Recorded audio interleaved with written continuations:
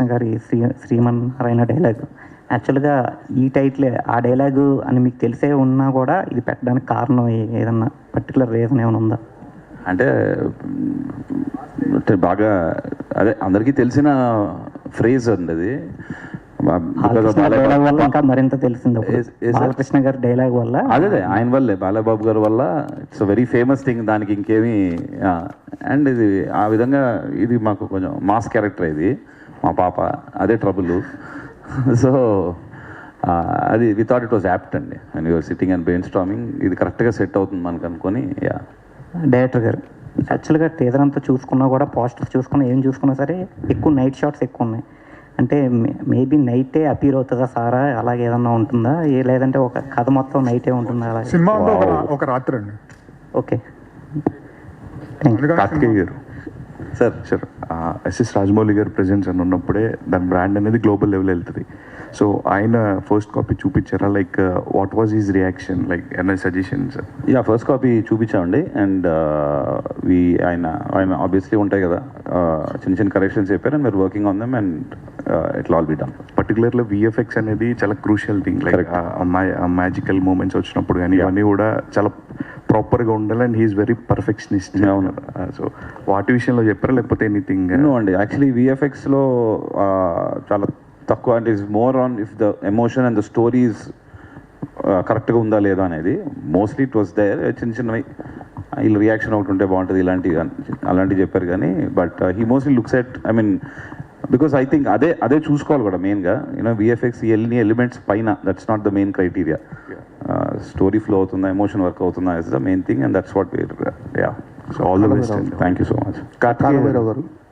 కాలభైరవ్ గారు సార్ ఇక్కడ sir congrats sir, బాగుంది టీజర్ సార్. అంటే మొదటి నుంచి కూడా మీ కెరీర్ చూసుకుంటే చాలా తక్కువగా, అంటే చాలా సెలెక్టివ్గా సినిమాలు చేస్తూ వస్తున్నారు సార్. అంటే మీరు ప్రతి సినిమాలో మీ మార్క్ కనిపిస్తుంది. డెఫినెట్గా కాలభైరవ్ ఈ సినిమాలో ఫ్రెష్గా ఇచ్చాడు మ్యూజిక్, ఆర్ఆర్ అలా డెఫినెట్గా మీ ప్రతి సినిమాకు మీరంటూ ఒక కొత్త మార్క్ క్రియేట్ చేసుకుంటున్నారు.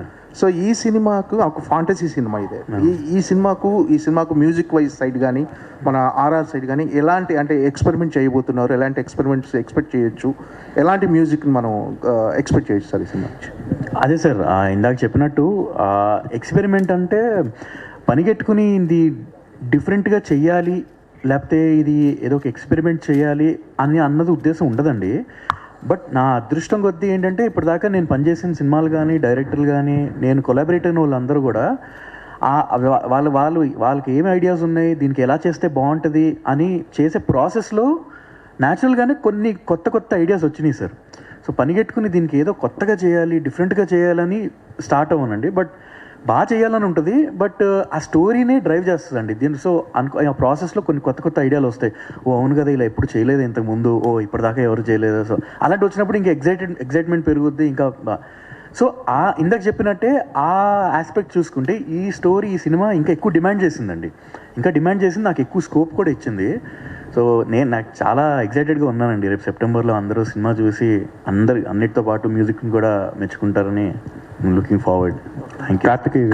కార్తికేయ గారు ఇక్కడ సార్, ఇక్కడ హాయ్ సార్. యాక్చువల్గా ఇది మలయాళం ఇండస్ట్రీ వర్కింగ్ స్టైల్ని ఫాలో అయ్యే చేశారా లేకపోతే టాలీవుడ్ వర్కింగ్ స్టైల్ని ఫాలో అయ్యే చేశారు సినిమా? అంటే చాలామంది మలయాళంలో సినిమాలు చేసేది మోర్ ఆఫ్ వర్కింగ్ స్టైల్లో బడ్జెట్ అది తగ్గుతుంది, ప్రాఫిట్స్ అవి ఎక్కువ మిగులుతాయి అనేసి. సో లేదండి, ఇక మన తెలుగులోనే ఇక్కడే చేసాం షూట్ అంతా, హైదరాబాద్లో మీరు చూస్తున్నట్టు. So the cruise from here. So మన తెలుగు స్టైల్లోనే చేసామండి. కార్తికేయ గారు, ట్రైలర్ చాలా ఇంట్రెస్టింగ్ ఉందండి. సో ఫాయిద్ ఫాజిల్ గారు నిజంగానే ట్రెమెండస్ యాక్టర్ ఆయన. సో ఆయన సెలక్షన్ చూసుకున్నా సరే చాలా పిక్కీగా ఉంటుంది, ప్రతి సినిమా చేయరైనా. సో పుష్ప కూడా ఆయనకి తెలుగులో 444 వచ్చింది మొత్తం ఆయనకి ఇమేజ్. ఇక్కడ వచ్చినా సరే ఆయన హెసిటేట్ చేశారు. ఐ మీన్ ఆ ఇమేజ్ నాకు సరిపోలేదు, నా క్యారెక్టర్ తగ్గట్టుగా లేదని చెప్పి పుష్పలో ఆయన స్లైట్గా డిసప్పాయింట్ అయ్యి చెప్పారు, స్టేట్మెంట్స్ ఇచ్చారు ఆయన. ఆయన తర్వాత తెలుగులో ఆయన తగ్గించేశారు చాలా మూవీస్ని. సో ఆయన కూడా కాకుండా టొవినో థామస్ కూడా అన్నారు, మాలీవుడ్లో వాళ్ళు ఇక్కడ తెలుగులో తక్కువ చేస్తారు, అక్కడ మార్కెట్ మాకు వేరు, ఇక్కడ మార్కెట్ వేరు అని చెప్పారు. సో ఫాయిద్ ఫాజిల్ గారు ఈ మూవీని అంత గ్యాప్ తీసుకుని చేయడానికి కారణం ఏంటి? అంటే ఆయన ఎందుకు చేశారు అంటే ఇది పుష్ప ఇవన్నీ రిలీజ్ అవ్వక ముందే ఓకే అయిపోయిన సినిమా సార్ ఇది. పుష్పకు ముందే పుష్ప రిలీజ్ అవ్వక ముందు ఓకే అయిపోయిన సినిమా, అది చేసేస్తానండి. సో ఐ థింక్ ఇట్ అంతే, నాట్ రిలవెంట్. అంటే దాని తర్వాత ఓకే అయిన సినిమా కాదు, బట్ యా. కాలభైరవ గారు ఇక్కడ సార్, ఇక్కడ సార్ లాస్ట్ చెప్పండి, అడగండి సార్. రీసెంట్ టైమ్స్లో మీ మ్యారేజ్ గురించి రకరకాల రూమర్స్ అయ్యి వచ్చినాయి, సో దాని గురించి ఒక క్లారిటీ ఇస్తారు. థ్యాంక్ యూ సో మచ్ అండి, థ్యాంక్ యూ వచ్చిన అందరికీ thank you very much and for spending time.